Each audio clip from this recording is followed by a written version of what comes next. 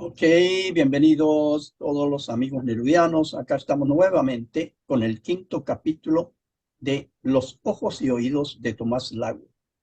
Ojos y oídos que veían tantas y tantas cosas de Neruda y sus amigos, sus correligionarios de aquellos tiempos, en Santiago, en Europa y tantos lugares. Le damos la bienvenida a Cristina Labat desde Francia, que nos va a iniciar con el típico fragmento en francés para todos ustedes. Adelante, Cristina Labat. Merci, en fait, bon, la vie patriarcale de l'île Noire. Je lui écris ces notes sur la vie sur l'île sur l'île- sur l'Isla Negra.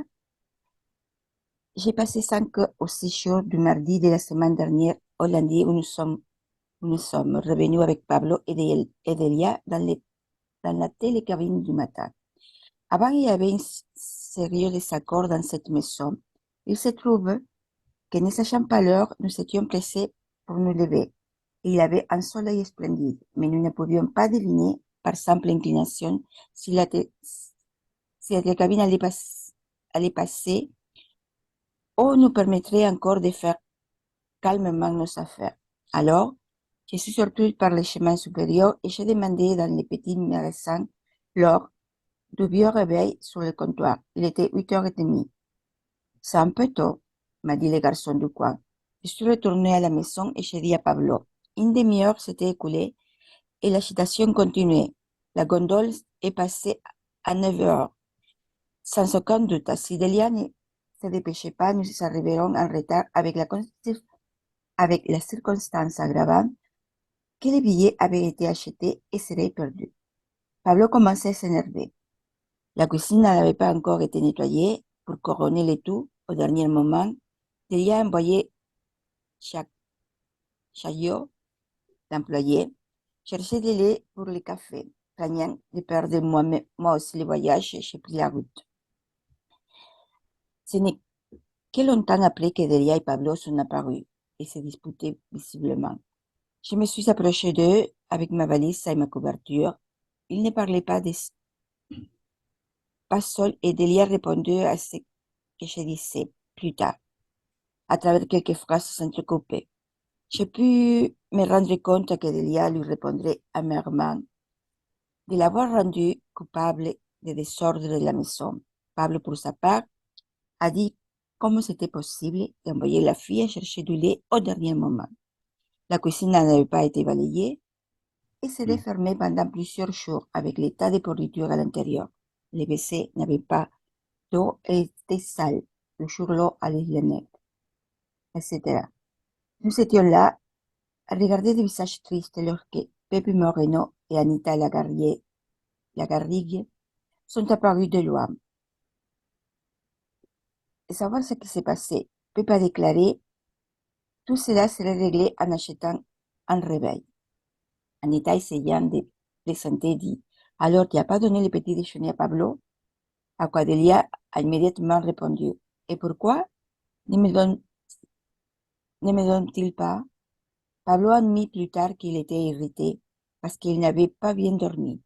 En fait, j'avais moi-même ressenti, je ne dormais pas beaucoup non plus, que quelqu'un se levait 2 ou 3 fois dans la nuit.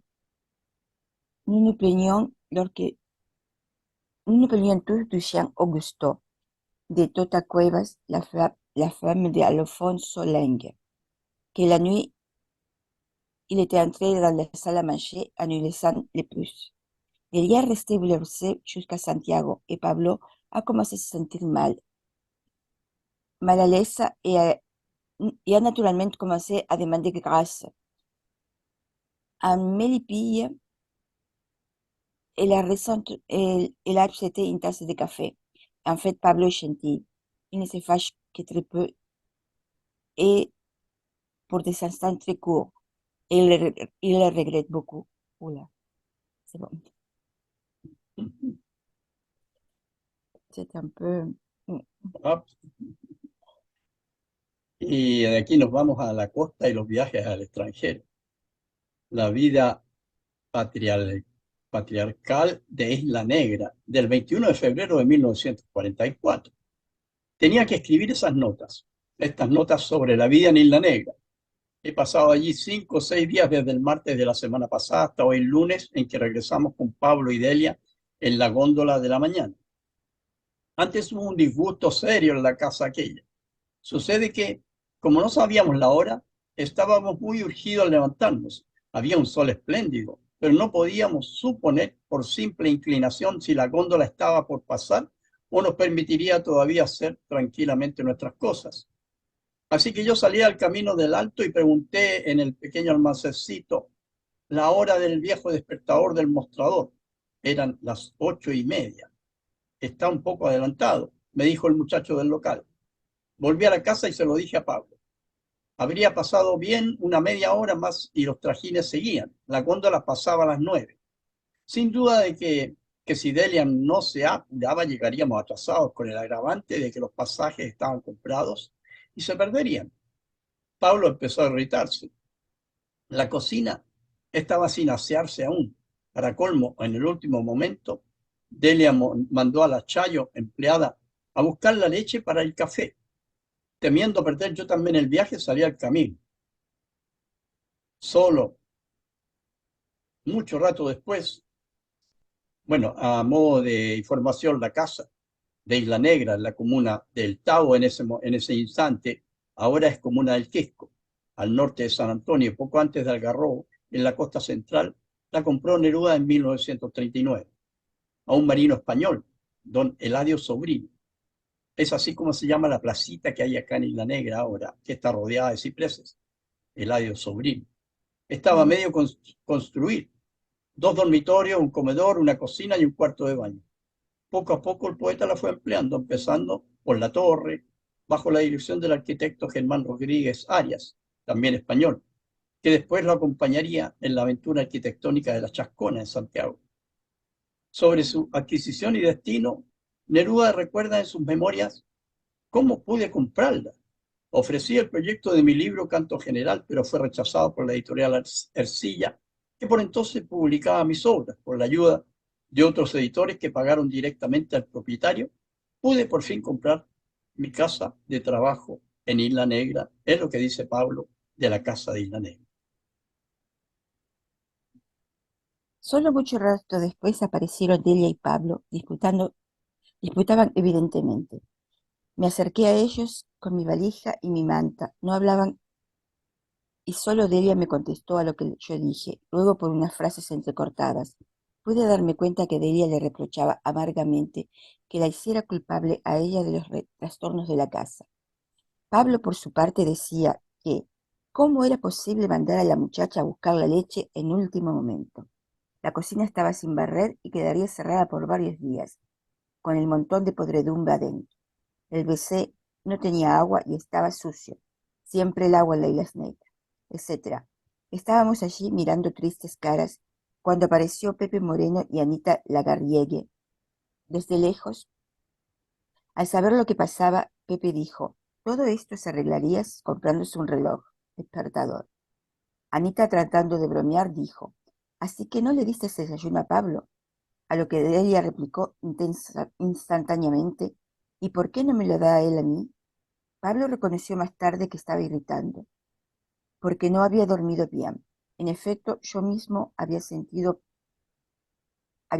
tampoco dormí mucho, que alguien se levantaba 2 o 3 veces en la noche.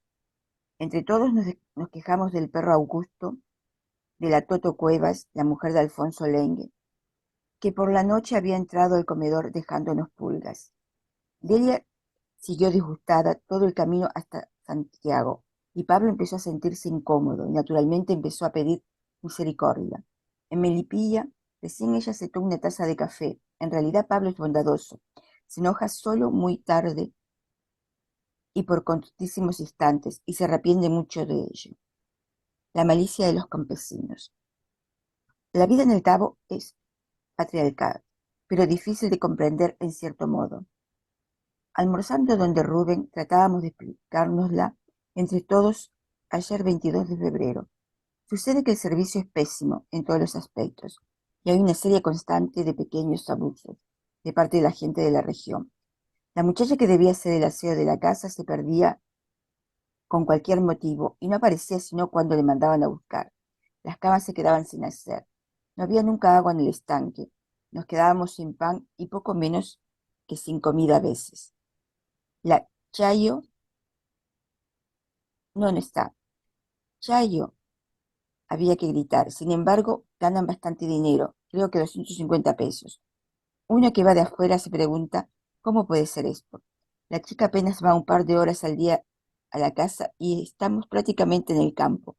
Pablo dice que a don Cloro le ha pagado más de 4.000 pesos en menos de 3 meses. Es el hombre que riega las plantas. Las plantas gana 150 pesos. 4 matas que no pueden requerir más de 1 hora diaria. Y así todo. Lo primero que pensé es que no eran bastante enérgicos y se dejaban llevar por delante por inercia o excesiva bondad. Pero Pablo explica esto de otro modo. Son gente buenísima, dice, todos, y los pequeños abusos que cometen los consideran naturales. No es más que su malicia de campesinos para con los ricos. Nosotros desempeñamos el papel de ricos para ellos, porque nos bañamos, nos vestimos y vivimos de cierta manera. Eso sí, son muy orgullosos. Hace poco Laurita, hermana de Pablo, le dijo a la chica que traía la vianda que no quebrara unas matitas, jugando con un palo como hacen los chicos. Pues bien, al día siguiente, Paula, la mujer que atiende las viandas, mandó decir que fueran a buscarla porque sus chicos no quebraban nada, etcétera, etcétera. Y allá no hay a quién mandar. ¿Tú comprendes? Termina Delia. Si ellos no las mandan, nos quedamos sin viandas y nada más. Pablo cuenta que, buscando una pipa que se le había perdido, le preguntó un día a la Chayo si la había visto en la casa. Esto solo bastó para que días después su padre, que guardaba la llave de la casa cuando estaban fuera, se las devolviera diciéndole que no quería hacerse cargo de ellas. Ustedes comprenden, explica, que prácticamente estamos a merced de ellos, pues son una sola familia que tiene el almacén, las carretas de bueyes, los picapedreros, los jardineros, las chicas del maneje, etcétera, que nos dan la comida, nos venden la carne.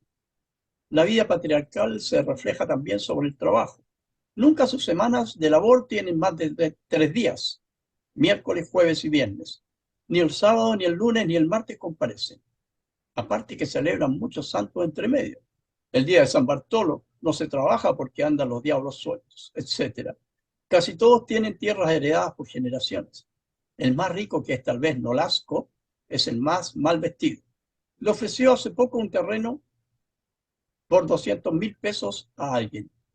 Don Cloro, cara enjuta de aristócrata español, no es exactamente de allí. Llegó a la región hace 35 años. Ahora bien, la actual colonia veraniega no tiene más de 6 años y les ha traído muchos beneficios a todos. Ellos no son obreros especializados de nada, pero ganan por todo cuanto tienen ganas. Hacen de gaffiter, mecánicos, constructores. No hace mucho, este año, sin embargo, llegó un maestro de afuera, García, que se ha vecindado en cierto modo. Allí no lo quieren nada los de la región. Es un carpintero experto y rompe las normas de trabajo. Es decir, cumple mejor con sus obligaciones que ellos. Don Cloro contrató un trabajo con Lenk. Tenía que regarle las 4 matas de Paqueret. Le pagaría 50 pesos mientras volvía de Santiago. Cuando le fueron a dar el dinero, dijo que le debían 1.200 y hubo que dárselos. La libertad absoluta de Acario. En los días que acabo de estar en el Tabo, se habló mucho durante ellos de presentar un pequeño drama de O'Neill titulado Il en anglais, en inglés, que Pablo acababa de leer. Pensaron hacerlo en casa de Len debido a que en el hall hay una escala de troncos con cordeles que parece la escala de un barco. El capitán Kinney sería Acario Cotapos, Pablo sería el segundo de a bordo, etcétera. La mujer del capitán, la Toto, se vuelve loca al final y toca un himno en forma extravagante al pequeño armonium. Pero no se hizo más que hablar naturalmente. El primer obstáculo fue la discusión de Acario, que se niega siempre rotundamente a hacer nada en sistema. Solo quiere actuar dentro de la libertad más absoluta. Finalmente se molestó vivamente cuando Len, estimando que quería disimular el impulso dramático para divertir, como tiene costumbre, le dijo: «Después puedes hacer tú algo divertido». Yo dijo: «No sé hacer nada divertido», y se quedó callado. Una familia de pescadores. Abajo en la playa, caminando hacia el Tabo, entre unas rocas vive una familia de pescadores. Son pobrísimos, haraganes, llenos de perros y chiquillos, y nunca sacan pescado. Leng, que es un alma de Dios, le preguntó un día por qué no pescaban, viviendo en aquella miseria. «Va, porque no tenemos botes, pues», le contestó hoscamente el hombre. Leng meditó largamente esto y finalmente resolvió comprarle un bote y obsequiárselo. Tendrían pescado en la colonia y era justo que aquel pobre hombre, el hombre recibió el bote y tampoco hubo pescado. Se le arrendó a un pescador en el Quisco. El sadismo mexicano de Carlos Balmori. Junio 27 de 1944. Se empezó a hablar extensamente de México. Estaba María Izquierdo, la pintora mexicana, casada con el chileno Raúl Uribe. Puso todo el mundo atención cuando se tocó el caso Balmori. Se trata, al parecer, de un caso colectivo de sadismo mexicano muy mexicano. Una mujer ignoró su edad, llamada Conchita. Una mujer ignoró su edad, llamada Conchita Jurado, se vestía como hombre para empezar y aparecía rodeada de personas importantes, secretarios, etc., haciendo el papel de un multimillonario con quien era punto menos que imposible encontrarse frente a frente, mucho menos que hablar. Don Carlos, como le decían todos los conjurados, don Carlos Balboni disponía de muy poco tiempo. Iba a llegar a México a una hora precisa, de incógnito o algo por el estilo, y todos se aprestaban sigilosamente para aprovechar la aparición de este hombre extraordinario, que podía ser la felicidad de cualquiera, incluso anunciando la venta en las Filipinas de unas plantaciones del señor Balmori, al señor Balmori, o unas minas en Afganistán. La gente hablaba con medias palabras de la llegada de don Carlos. Todo esto era, naturalmente, para preparar a la víctima, que no podía concebir que todo un movimiento de detalles estaba destinado a engatusarlo a él, única y exclusivamente. Por fin llegaba el día señalado y la entrevista que debía realizarse en un punto misterioso, una casa cualquiera en un barrio de las afueras, tenía lugar, gracias a la intervención provincial del amigo oficioso. Al llegar frente a una casa de pobre aspecto, se hallaban alineados los más suntuosos automóviles de México, en gran cantidad. Era el comienzo de la escena. Se hablaba de que don Carlos iba a llegar de un momento a otro. Había en todas las habitaciones multitud de personajes de la mayor importancia, militares de alta graduación, diplomáticos, etc., en actitud misteriosa. La persona a quien iba a balmorear deambulaba entre todos, sin que nadie se preocupara de ella. Por fin había un murmullo contenido difícilmente. Había llegado el automóvil de don Carlos. Uno de los edecanes del presidente de la República venía con todos sus cordones, hablando con él, en actitud respetuosa. Pero don Carlos hablaba a grito y estaba muy aireado. Apenas saluda a nadie. Pasa ante la expectación general, diciendo que él no está dispuesto a tolerarle a Manuel Ávila Camacho, el presidente de la República, sus exigencias y que se lo digan muy claro. El edecán insiste en un murmullo sumiso que porque no se lo explica él mismo a su excelencia. Carlos se niega y solo accede, finalmente para sostener una conversación irritada, tuteando al primer mandatario. Todos se retiran, todos reverencian al gran Balmón. Por fin, de una manera imprevista, se presenta todo. Entra a la pieza el que está a la víctima, se cierran las puertas y se produce la gran ocasión. En el caso de un dibujante, BGR, el amigo, se lo presenta a don Carlos. Se le muestra una de las obras que se le ha hecho traer expresamente.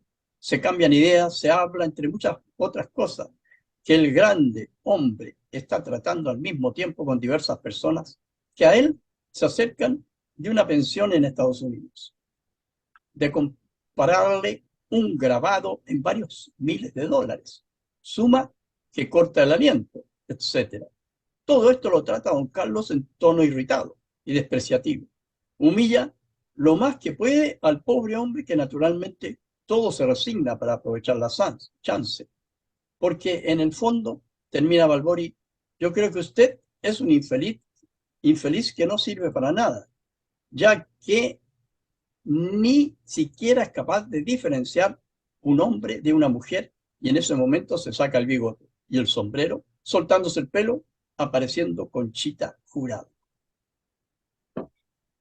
Parece que la última persona malmoreada, sin embargo, fue ella misma, pues intervinieron unos policías una vez, creo que para vengar a un jefe, y representaron una comedia de balazos con sangre artificial entre ellos y don Carlos. Como buena mujer se desmayó. Durante varios años, esta farsa se ha realizado en México con la complicidad de todo el mundo.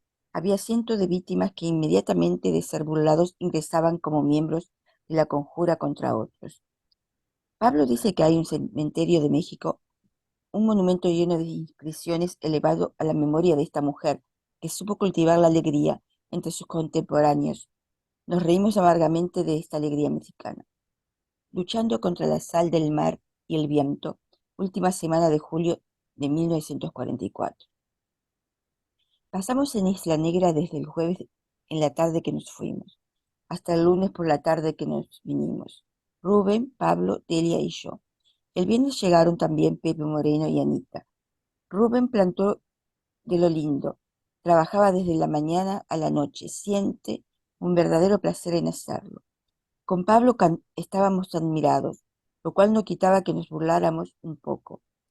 Olvidaba decir que se fue con nosotros Germán Rodríguez Arias, el arquitecto español que le dirige los trabajos de la sala grande y la torre que se va a agregar a la casita de piedra.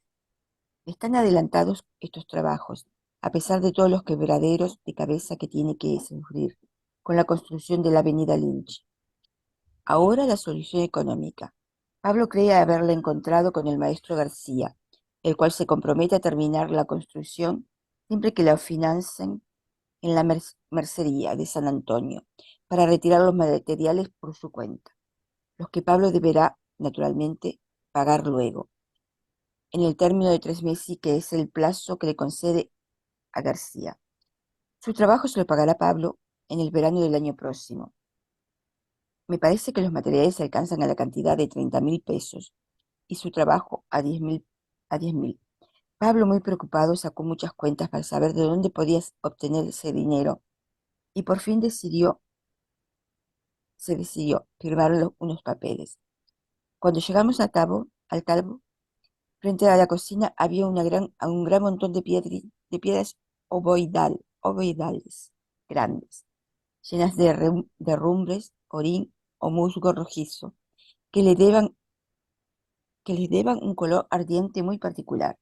Pablo me las mostró diciéndome que eran para la chimenea de la sala grande. Le hice notar que ese color con el fuego probablemente desaparecería y quedó pensativo. Luego me dijo que no importaba, que de todos modos eran muy bonitas para el objeto.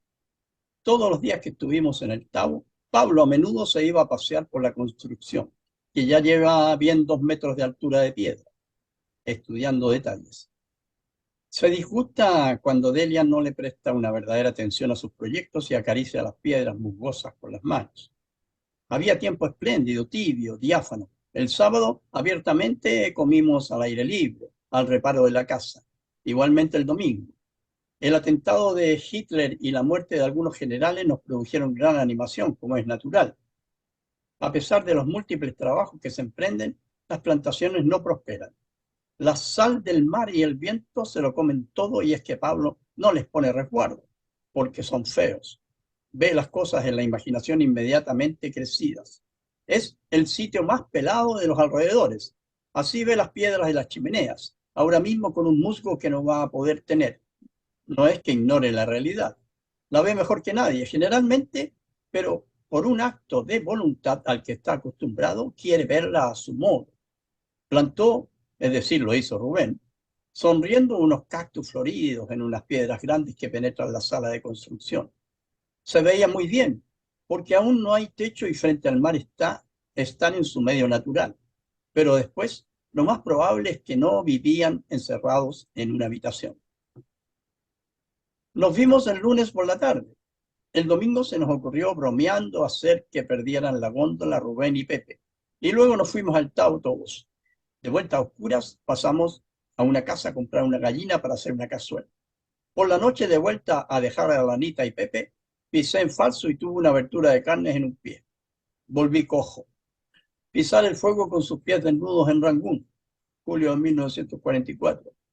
Pablo estaba en cama y a última hora resolvimos ir hasta la casa de Lynch con R.I. Jimena, llevando unos candelabros de greda pintada mexicanos que le habían restaurado. Los eternos resfríos de P. Se pone un pañuelo en la cara sobre los ojos que maneja con dedos muy sutiles y se suena y resuena.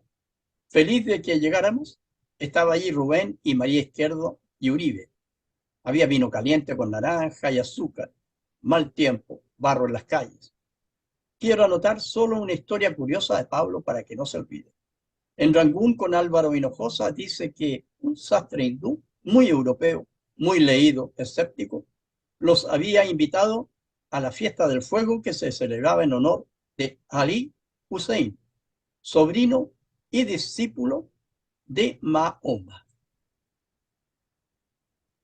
Preparaban un día un gran fuego que ocupaba un camino con varios metros de largo, a todo lo ancho de la senda habitual.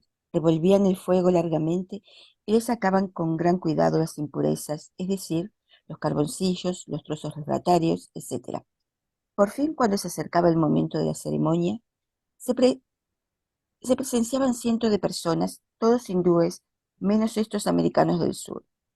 Le sacaban con una especie de escoba también las pavesas para que quedara solo lo rojo de aquel fuego, cuya proximidad de algunos metros quemaba de manera casi insoportable el rostro de los espectadores. Y aparecía una corte de gente oficiante mahometana, trayendo casi en brazos a un hombre a quien le cantaban y que él mismo gritaba extrañas palabras, en estado de semi-inconsciencia, a quien le dejaban la delantera al llegar al camino del fuego. El hombre, sin dudar un momento, entraba pisando con los pies desnudos, entraba como un sonámbulo por ese camino de brasas que sin que ocurriese lo natural en esos casos en que se quemase en lo más mínimo, contrariando por un milagro las leyes de la física. Todos los asistentes y oficiantes que le habían traído, en primer lugar, movidos por la fe que aquellos que veían, seguían también con los pies desnudos detrás de él. Pero lo mejor viene ahora. El sastre aquel, tan escéptico, que los había traído llenos de reserva, no puede resistirse y en un momento dado, con los ojos dilatados, se descalzó y atravesó el fuego.